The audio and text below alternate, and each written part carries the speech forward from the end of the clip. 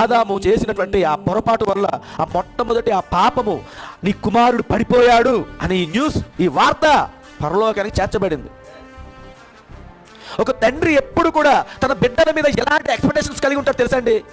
ఎందుకు వాళ్ళకి ఫ్రీడమ్ ఇస్తాడు, ఎందుకు వారికి స్వేచ్ఛనిస్తాడు? వర్తమానంలో ఇది ప్రవక్త చెప్తున్నారు, ఆదాము అవ్వల్ని దేవుడు ఎందుకు వారికి స్వేచ్ఛనిచ్చాడు? ఎందుకు అంటే వీళ్ళు నా కుమారులు, వీళ్ళు నా రక్తం పంచుకొని పుట్టిన కుమారులు, నా ఆత్మలో ఆత్మ, వీరికి నా కూడా లక్షణాలే ఉంటాయని ఒక నమ్మకం ఉండేది వాళ్ళకి. అందును బట్టి వాళ్ళకి స్వేచ్ఛనిచ్చాడు, అందును బట్టి వాళ్ళకి ఫ్రీడమ్ ఇచ్చాడు. కానీ ఆయన వినలేని వార్త విన్నాడు అక్కడ పరలోకంలోని, నీ కుమారుడు పడిపోయాడు. తండ్రికి ఎంతగా ఉంటుంది, ఎన్ని ఎక్స్పెక్టేషన్స్ ఉంటాయి కుమారుడి మీద. ఓ నా కుమారుడా, ఈ భూమిని ఏలు, ఓ నా కుమార్తె, ఈ భూమిని ఏలు, ఈ సృష్టిని మీకు అందిస్తూ ఉన్నారు, ఈ ఫలములను మీరు అనుభవించండి, ఈ పంటలను భుజించండి, ఈ జంతువుల మీద ఆధిపత్యం చెలాయించండి, ఈ సృష్టి అంతటికి మీరు దేవుళ్ళై ఉన్నారు అని చెప్పినప్పుడు, అప్పుడు